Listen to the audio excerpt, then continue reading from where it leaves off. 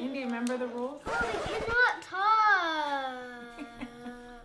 We have to restart again. Okay, let's go again. So we are getting ready to make signs for peaceful protesting. People have said bring kids, don't bring kids, but we really wanted them to be a part of history. We wanted them to be on the front line, if you will, of seeing what their ancestors for hundreds of years have done to fight for the color of their skin. We're gonna write some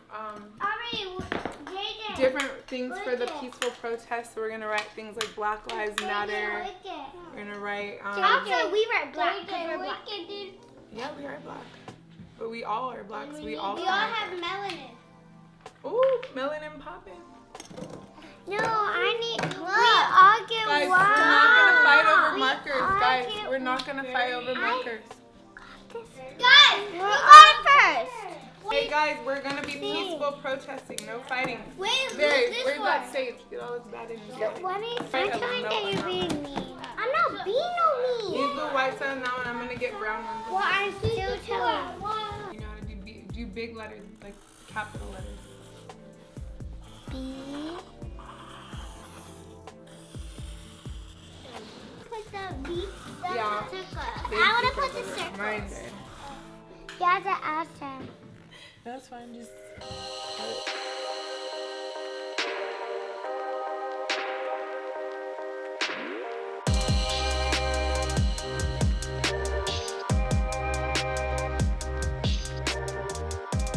We're asking if Aubrey and JJ are black because their skin is lighter than yours. So who do you think is black out of everyone here? Me and Barry. You and Barry? Yeah. Not Indy? Not JJ? Not Jordy? Not, what about Auntie Jordy? Is mommy black?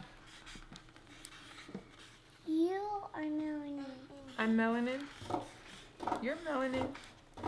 We're all melanin. So the answer to your question, Chummy, is we're all black, we're just different colors. So we're just all different shades, but we still come from black. Barry's not letting us. She had a lot. We're trying to talk on the video and you guys are fighting over markers. They're fighting. But listen, guys, we're fighting. This is supposed to be peaceful for people who are actually fighting for their lives. Why don't we just all use black markers and no one gets colors? Oh, because the whole protest is over color.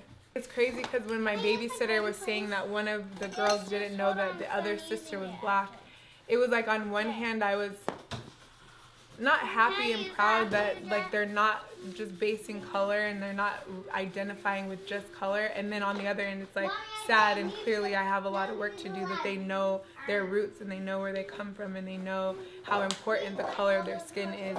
And I think a big thing that I'm hearing a lot of white people saying right now is I don't see color, and so I don't want them to not know that they're black. I want them to be black and be proud of being black, but it's like I don't want them to attach their blackness with negative, which is what society has done. Even like growing up, I was like, I don't know if you have the same experience, but a lot of times with the groups of girls who were darker skinned, and sometimes in some black groups that were in the school, they didn't really accept me. They were looking at me because they were like, you're light skinned, you're better, like, not you're better, but like you're just different than us because I was a different skin color. So like, but then to white people, it's like you're still black. Even though, you know, it's like we don't see color. Colorism is a thing, and that's not just in the black community. That's in like, you see that in Asians and you see that in Hispanics, and everything is trying to get away from being darker skinned because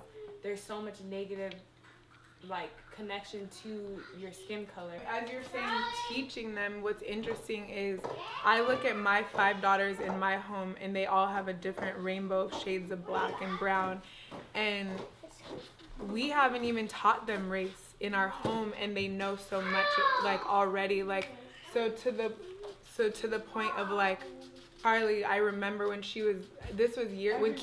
when our brother played for the Cowboys, we bought all the girls Cowboys cheerleader outfits, and they all came down to watch the game one time, and she was the only one who didn't have the outfit on, and I'm like, where's your outfit? And she's like, I'm not pretty enough to wear, or I'm not light enough to wear that.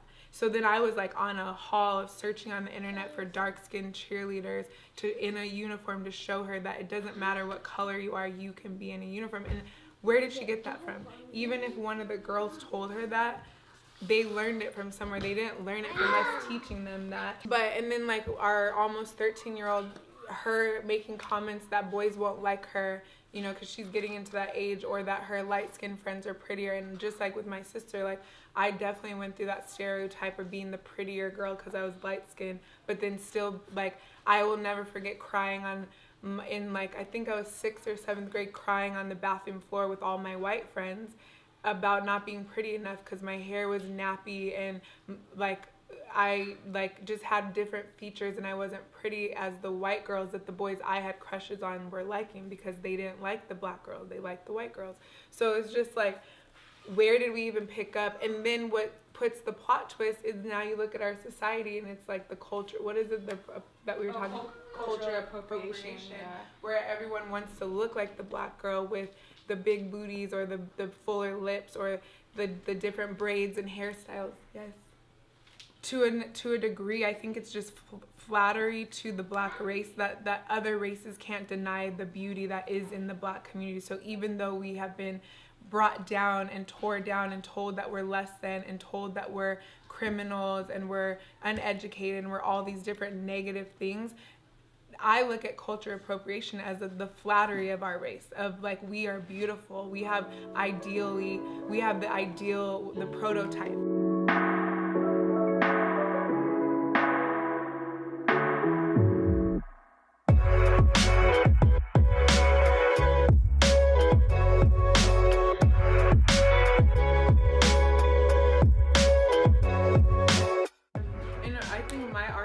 Not my argument, but where I feel like I'm taking a bridge stand, being that we're black and white, and like it's kind of like we're not white enough, we're not black enough, so we're just in this weird place, is just like I'm just trying to be the calm to I guess I'm feel obligated to take the front line in the role of being the one who's not as tired as my darker black community, if that makes sense, because I haven't gone through as much physical like discrimination as they have. I'm trying to take this approach of being calmer because I realize how tired our community is collectively. We're just tired of explaining ourselves. What I've been waking up to is how ignorant I am to history, how ignorant I am to how to vote, how ignorant I am to what actually goes on. Like I was watching a video of like these unwritten laws of being black, and I hadn't even thought of half of the things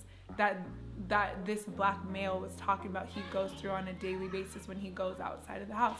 So because of that, I feel like I'm having more compassion towards white people, because it's like we are so mad at them for not getting it, but they really are in some ways just so blinded because they were born into privilege that they don't even realize, because in their homes maybe their parents didn't say we don't like black people, but they don't realize that, like to Jordan's point, the movies are telling you black people are less than, the jobs are showing you that they're less than, the crime rates and how the law is not in favor of black people is telling you, the news, the media. So no one has to actually teach these things, and that's the scary part of like, how do we reverse it?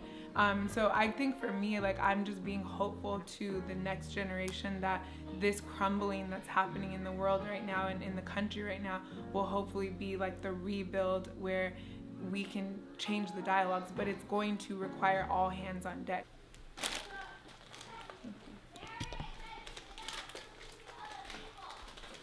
I'm just gonna walk through this. All right, we're loading up the car. We're gonna get all the kids in there and head out to go check out the protest. I really don't know what to expect. I don't know how many people are supposed to be there. Emotionally, I feel excited. I feel empowered. I feel emotional. Like, I know my babysitter said when she went, she was just bawling, crying the whole time of just the reality that we even have to do something like this to just live our life and be human. Like it actually is pretty crazy, but I'm grateful that I get to be able to do something. So here we go.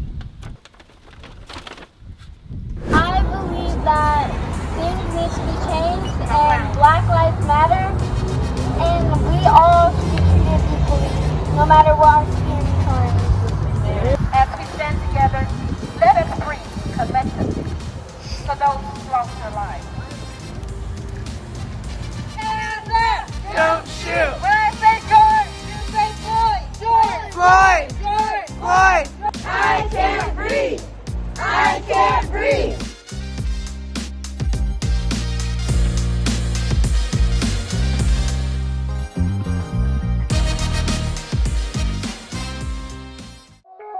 You set it off alright.